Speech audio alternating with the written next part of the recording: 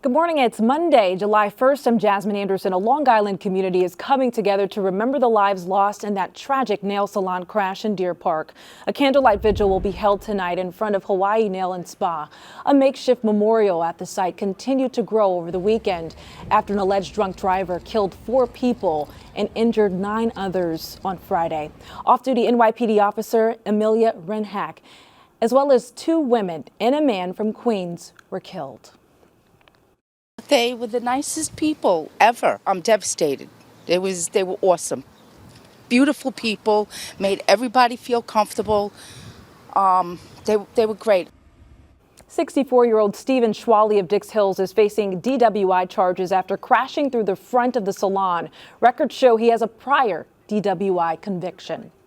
Only a Newsday, new questions about the former Amityville nurse who admitted to filing thousands of fake COVID-19 vaccination forms. State records show over a 2-year period, registered nurse Julie DeVono reported giving kids more than 7,500 vaccines. However, she did not report administering any in the previous 17 years. The Department of Health announced administrative charges against DeVono last month, saying she falsified 226 child vaccine records.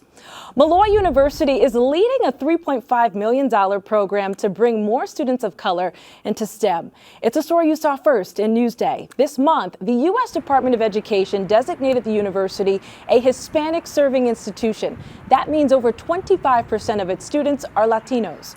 The STEM initiative hopes to assist 175 students over 5 years with tutors, financial assistance for books, and attending conferences.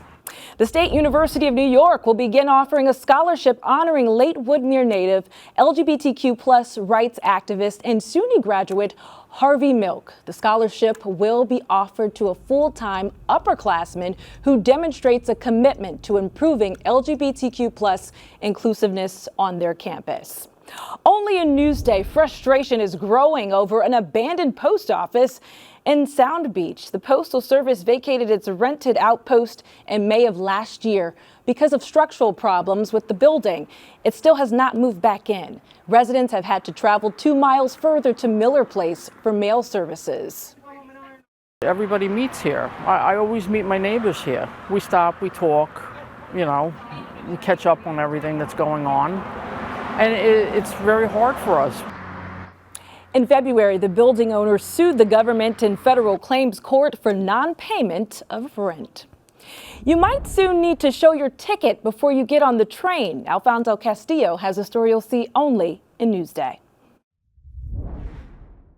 Tickets please, all tickets please. If you're a Long Island Railroad rider, you're probably used to hearing that, but you may not be used to hearing it before you get on the train. All train tickets please, all tickets. The Long Island Railroad's latest idea to make sure nobody gets a free ride? Having conductors check tickets before passengers board a train at Penn Station. It's a great idea to know that they're checking your ticket before you get on. Already in place at stations following major events at Citi Field, Forest Hill Stadium, and the UBS Arena. Have your tickets out and ready for inspection at the gate line. The railroad late last year began using its so-called gating operation at Penn Station after some Madison Square Garden events. More recently, it's become a regular part of the evening rush hour, with conductors and police setting up ticket checkpoints 2 to 3 times a week at the top of stairs leading down to the tracks. I think if they have an efficient plan and there's like multiple people here checking tickets now, I think it'll work out. Although it's still in its pilot stage, LIRR President Robert Free said he could envision pre-board ticket checks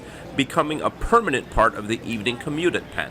I don't think it's something we would envision for every single track, but again, it's a pilot. We're looking at the data, we're analyzing it, and we hope to get real value out of it so we can implement some version of it in the future. The new operation comes as the LIRR tries to do its part to address the problem of fare evasion, which costs the MTA $700 million a year. At Penn Station Thursday evening, some commuters appeared caught off guard when asked to show their tickets before walking down to the platform, but most didn't seem to mind. Has it inconvenienced you at all? Has it slowed you down from getting on your train? No, not at all. I just show my pass and get on. It's like showing your pass when you're on the train. Right. You're just more prepared. Another change recently implemented by the railroad to address fare evasion: if you don't have an ID and you can't pay your ticket, you're going to have to get off the train. At Penn Station for NewsdayTV, I'm Alfonso Castillo. Alfonso, thank you. Read more about this story on Newsday.com. Click Get More below the Newsday TV video box.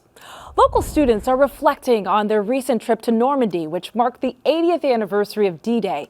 Virginia Huey has a story you'll see only in Newsday. To fight for freedom, to fight for democracy, to fight for peace, for us. These tributes to World War II veterans, written in poems and essays by Locust Valley High School students, won 6 seniors a trip of a lifetime, a journey to Normandy to witness the 80th commemoration of D-Day. It was always like a dream to go to France in general, but then specifically Normandy was such an honor because I come from a family with, like, a lot of us are in the forces. School officials say the goal of the trip was to help make history come alive for the students by having them meet the surviving heroes of D-Day. I had a conversation with a 96-year-old who actually forged his birth certificate in order to serve.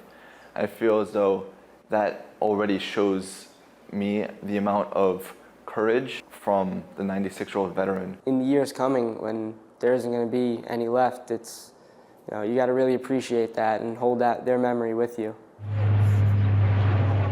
Students enjoyed watching a paratroopers event at Omaha Beach. They visited museums, spoke to General Dwight D. Eisenhower's daughter and granddaughter, as well as the people of Sainte-Mère-Église, the sister city of Locust Valley. The patriotism in France was unbelievable.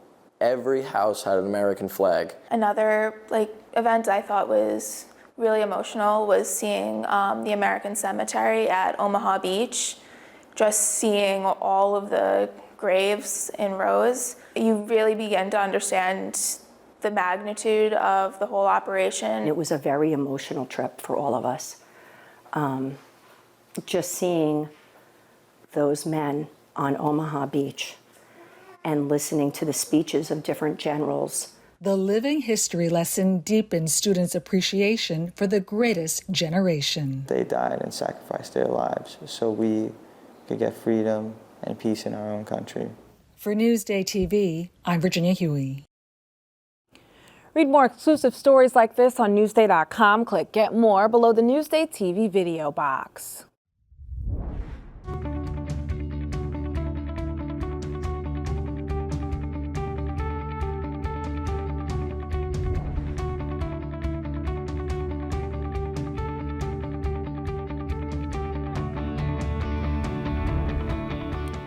Checking out your hyperlocal Monday forecast. We're kicking off July with some fantastic weather. Here's a look outside at Ponquag Beach in Hampton Bays. You can see the waves moving there, saying hello to you. To get outside, enjoy this weather.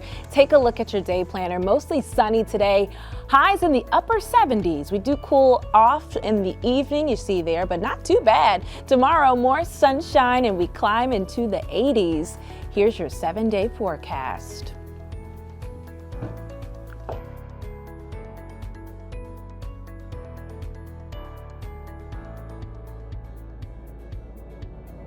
Long Island weather is brought to you by Sun Nation Energy.